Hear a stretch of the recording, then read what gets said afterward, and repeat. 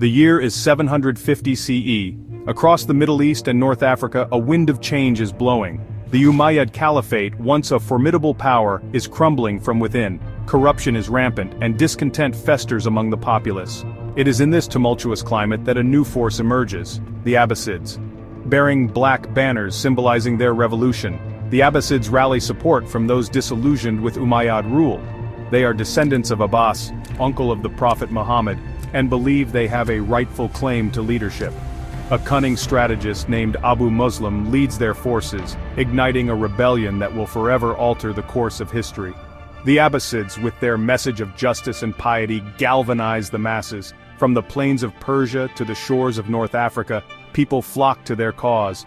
The Umayyad Caliphate, weakened by internal strife and unable to withstand this tidal wave of opposition, crumbles.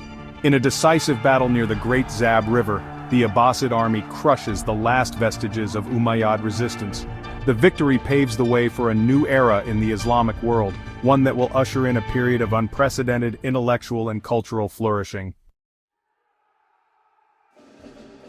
With the Umayyads vanquished, the Abbasid Caliphate rises to power, marking a new era in the Islamic world. The newly established Abbasid Caliph al-Mansur faces a pivotal decision that will shape the future of his dynasty. He needs a new capital, one that reflects the nascent dynasty's power, ambition, and vision for the future. His gaze falls upon a strategic location on the banks of the Tigris River, a place that promises both security and prosperity. Here, in 762 CE, he orders the construction of a city like no other, Baghdad, a city destined to become a beacon of civilization. Baghdad, strategically located at the crossroads of trade routes, quickly becomes a bustling hub of commerce, culture, and intellectual exchange.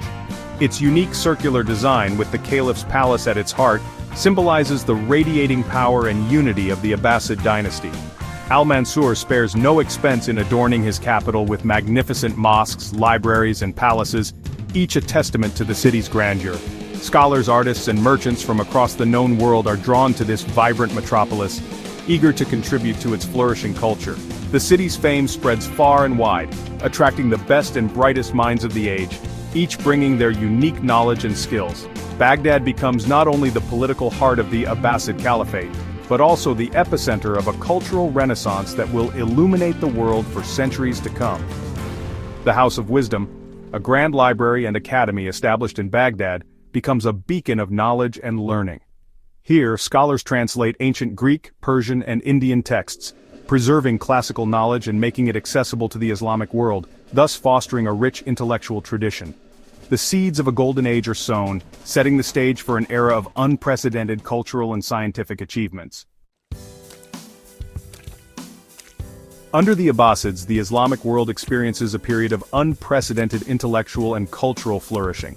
This era is marked by a profound commitment to knowledge and learning, which permeates every aspect of society. This era, known as the Golden Age of Islam, witnesses groundbreaking advancements in various fields. Scholars from diverse backgrounds come together, united by a shared quest for understanding and innovation. Baghdad, the vibrant capital of the Abbasid Caliphate, becomes the epicenter of this intellectual revolution.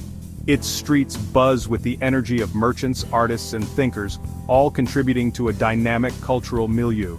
The House of Wisdom, established by Caliph Harun al-Rashid, plays a pivotal role in this golden age.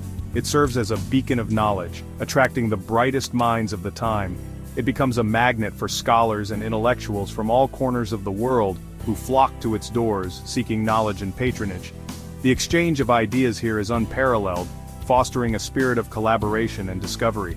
Within its walls they translate ancient Greek, Persian, and Indian texts into Arabic, preserving classical knowledge and making it accessible to a wider audience. This monumental effort ensures that the wisdom of the ancients is not lost to time. This translation movement fuels an explosion of scientific and philosophical inquiry. Scholars delve into the mysteries of the universe, pushing the boundaries of human understanding. Muslim scholars make groundbreaking discoveries in mathematics, astronomy, medicine, and optics. Their work lays the foundation for many modern scientific principles and techniques. Al-Khwarizmi develops algebra, laying the foundation for modern mathematics. His contributions are so significant that the term algorithm is derived from his name. Al-Razi, a renowned physician, writes comprehensive medical texts that influence medical practice for centuries. His works are studied and revered by both Muslim and European scholars. The Golden Age is not limited to the sciences. The arts and humanities also experience a renaissance, with literature, art, and architecture reaching new heights. Literature, art, and architecture also flourish during this period. The intricate designs and vibrant colors of Islamic art captivate the senses and inspire future generations. The Arabian Nights, a collection of fantastical tales, captures the imagination of people across the Islamic world. These stories, filled with adventure and wonder, are passed down through generations. Poetry reaches new heights of expression, with poets like Abu Nuwas and Al-Mutanabi composing verses that are still celebrated today. Their works reflect the rich cultural tapestry of the time. From the intricate designs of mosques to the delicate calligraphy adorning manuscripts, Islamic art and architecture leave an indelible mark on the world. This legacy continues to inspire and influence artists and architects around the globe. Section 4. The Caliphs and their Courts. The Abbasid Caliphate, during its golden age, is ruled by a succession of enlightened caliphs who foster intellectual pursuits and patronize the arts. This era is marked by a flourishing of culture, science, and literature, making the Abbasid court a hub of intellectual activity. Among them, Harun al-Rashid and his son al-Mamun stand out as exemplary rulers who leave an enduring legacy. Their reigns are often romanticized in literature and folklore, symbolizing the zenith of the Islamic Golden Age. Harun al-Rashid, whose name becomes synonymous with opulence and splendor, presides over a period of unprecedented prosperity and cultural achievement. His court is renowned for its luxury and the patronage of poets, artists, and scholars. He establishes the legendary House of Wisdom, attracting scholars and intellectuals from far and wide. This institution becomes a beacon of knowledge, where translations of ancient texts and original research flourish.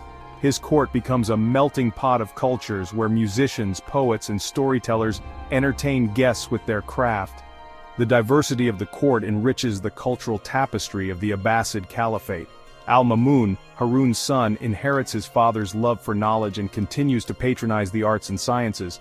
His reign is marked by significant advancements in various fields, including astronomy, mathematics, and medicine. He expands the House of Wisdom, making it a center for astronomical observation and mathematical inquiry. Under his patronage, scholars make groundbreaking discoveries that influence future generations. Al-Mamun's reign marks the peak of the Abbasid Golden Age, a time when Baghdad shines as the intellectual beacon of the world. The city becomes a vibrant center of trade, culture, and learning, attracting people from all corners of the globe. However, not all Abbasid rulers are as enlightened as Harun and Al-Mamun. Some successors fail to uphold the same standards of governance and intellectual patronage. As the dynasty grows, so does the intrigue and power struggles within the court. Factions and rivalries emerge, leading to internal conflicts that destabilize the caliphate. Decadence sets in, and some caliphs become more interested in indulging their whims than in governing justly.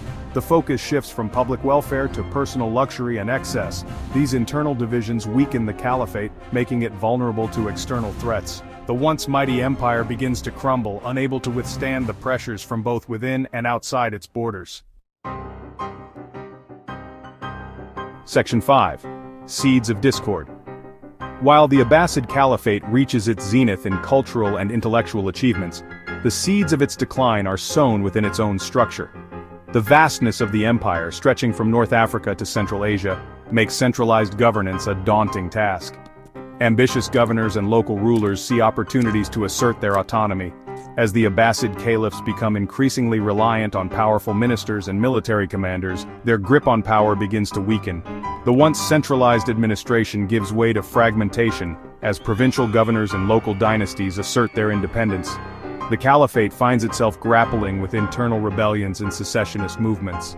Adding to the turmoil, religious and ethnic divisions within the empire start to surface. The Abbasids, though initially hailed as liberators, face opposition from groups who feel marginalized or excluded from power. These internal divisions weaken the social fabric of the empire, making it more susceptible to external threats. The decline is gradual, but steady. The once mighty Abbasid Caliphate, weakened by internal strife and fragmentation, finds itself facing a new challenge: the rise of powerful military forces on its periphery, who sense an opportunity to exploit the empire's vulnerability. Section 6. The Sword in the Shadows. As the Abbasid Caliphate grapples with internal divisions and waning central authority, a new force emerges within its ranks, the Turkish Mamluks. Originally slave soldiers recruited from Central Asia, the Mamluks rise through the ranks of the Abbasid army, their military prowess earning them positions of power and influence. The Abbasid caliphs, facing internal rebellions and external threats, increasingly rely on these Mamluk slave soldiers to maintain order and defend the empire. However, this dependence on a powerful military caste has unintended consequences. The Mamluks, realizing their own strength, begin to assert their influence, becoming kingmakers and power brokers within the weakened caliphate. In 945 CE, the Umayyads, a Persian Shia dynasty, capture Baghdad and effectively become the new power behind the Abbasid throne. Though the caliph remains as a figurehead, real power now rests in the hands of the Umayyads. This marks a turning point in Abbasid history, as the caliphate becomes increasingly dominated by military strongmen. The Mamluks, though initially loyal to the Abbasids, harbor their own ambitions. Their growing power and influence within the caliphate set the stage for a future where they will eventually usurp the throne, relegating the Abbasid caliphs to symbolic figureheads.